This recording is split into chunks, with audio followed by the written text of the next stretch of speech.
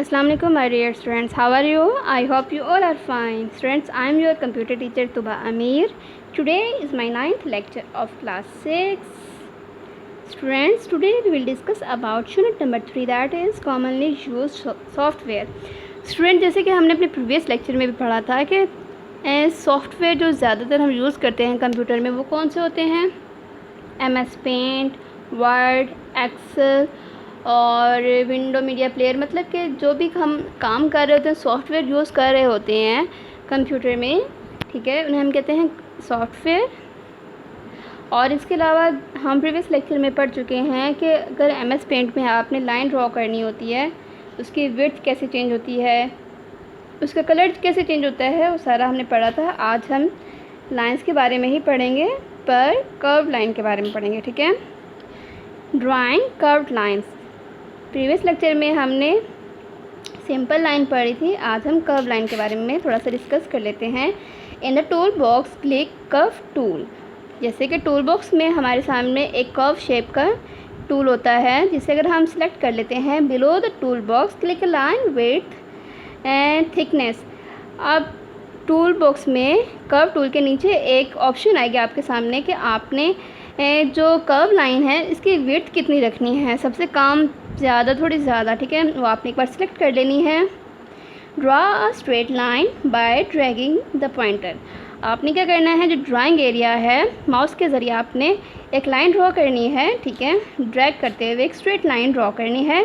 To curve the line press and then drag the pointer until it curves the way you want. एक बार आपने line draw कर ली है, फिर आपने नेक्स्ट आपका स्टेप होगा वो ये होगा कि आपने सेंटर से लाइन को पकड़ना है। जहाँ से अगर आपने माउस के ज़रिए जब पकड़ लेंगे, मतलब कि पॉइंटर के ज़रिए, माउस के पॉइंटर के ज़रिए, तब आप उसे ऊपर नीचे करेंगे जितनी आपको विड्थ चाहिए है, मतलब कि आपको जितने भी कर्व चाहिए लाइन में आप उसको कर सकते हैं, ठीक है। अगर आपको सेंटर में एक कर्व चाहिए तो आप उसको कर सकते हैं, अगर आपको 2 कर्व चाहिए तो एक ही लाइन में आप उससे भी यूज़ कर सकते हैं। जैसे कि repeat this step for the second arc. एक आपने आर्क ड्रॉ कर ली है पॉइंटर के ज़रिए माउस के, अगर आपने सेकंड आर्क भी ड्रॉ करनी है तो आप उसे भी कर सकते हैं, ठीक है। You can only create 2 curves for each line.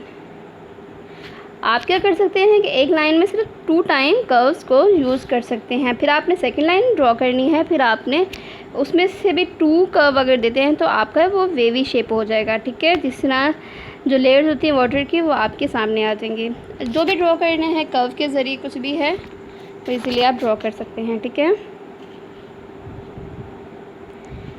आगे बढ़ लेते हैं हम। अगर आपने डिफरेंट कलर्स की कर्व लाइन ड्रॉ करनी है, जैसे कि आपकी स्क्रीन पे भी शो हो रही हैं, आप इनको इस तरह से भी कर सकते हैं। अगर आपने लाइन में एक ही कर्व देना है, जैसे कि ये है, अगर लाइन में 2 कर्व देने हैं, एक नीचे की साइड पे, एक ऊपर की साइड पे, इस तरह से आप डिफरेंट दे सकते हैं। आपका होमवर्क जो है आज का यही है कि आज आपने MS पेंट यूज़ करना है और different curve line, simple line draw करनी है, ठीक है।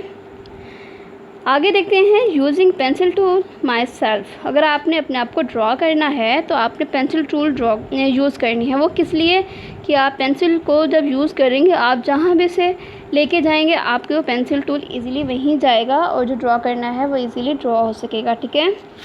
In the tool box click pencil tool. Tool box में से आपने पेंसिल टूल को सिलेक्ट करना है। सेकेंड पॉइंट देख लें, try to draw yourself using the pencil tool. अगर आपने अपना फेस ड्रॉ करना है, अपने आप को ड्रॉ करना है, तब आप पेंसिल टूल को यूज़ कर सकते हैं, ठीक है। नंबर 3 पॉइंट है राइट योर नेम टू। अगर आप चाहें तो पेंसिल टूल को यूज़ करते हुए अपना नेम भी राइट कर सकते हैं, ठीक है। आगे बढ़ लेते हैं using fill with colour tool. आपने जैसे कि कुछ भी ड्रॉ किया है, आपने क्या करना है, उसे कलर से फिल करना है। In the tool box click pencil tool. आपने क्या करना है, टूल बॉक्स से पेंसिल टूल को सिलेक्ट करना है। Draw a long twisted line in the drawing area, ठीक है। आपने ट्विस्टेड लाइन ड्रॉ करनी है ड्राइंग एरिया में। ड्रा ठीक है। नंबर 3 पॉइंट है fill in the shape with different colours with fill with colour tool, ठीक है। आपने कलर टूल को यूज़ करते हुए आपने इनको डिफरेंट कलर देने हैं, ठीक है। जैसे कि पिक्चर में शो हो रहा है डिफरेंट कलर, जैसे ग्रीन, रेड, येलो, ये सारे कलर हैं, आपने भी इसी तरह ही कलर करना है, ठीक है। यूजिंग ब्रश टूल, यहाँ पे क्या है, ब्रश टूल को यूज़ करना है, आपने डिफरेंट कलर सेलेक्ट करके लाइंस ड्रॉ करनी है, ठीक है।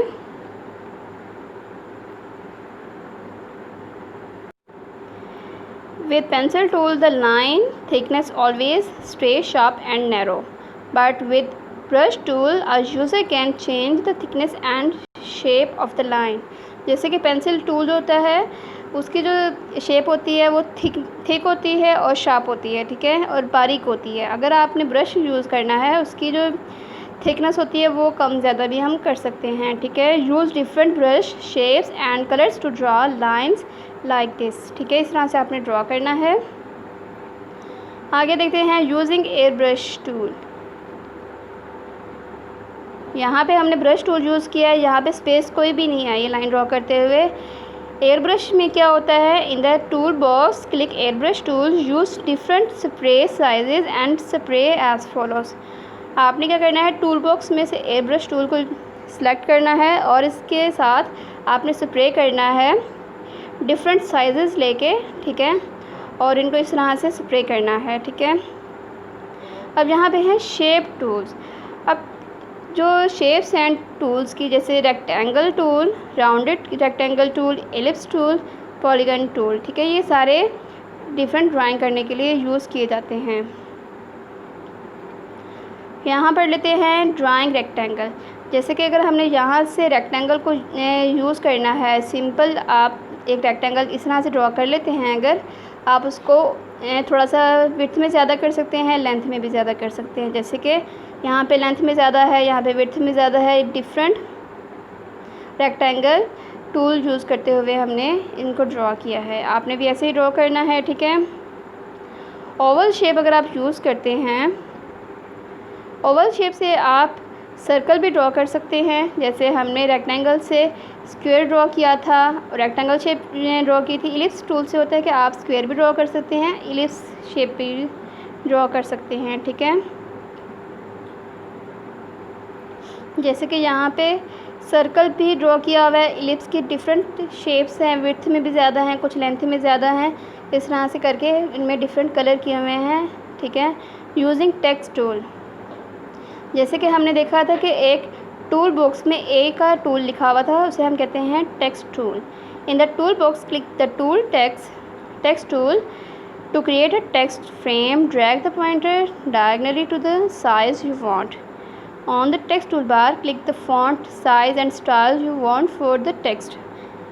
Click inside the text frame to type text. जैसे कि अगर आपने ए को क्लिक किया है, या आपका टेक्स्ट टूल है, आपने इस तरह से माउस को यूज़ करते हुए एक रेक्टेंगल शेप देनी है, उसमें आपने कुछ भी राइट करना है, नेम वगैरह जो भी है। राइट करने के बाद इनको सिलेक्ट करके आप इनका साइज़ भी चेंज कर सकते हैं और फ़ॉन्ट स्टाइल भी चेंज कर सकते हैं, ठीक है।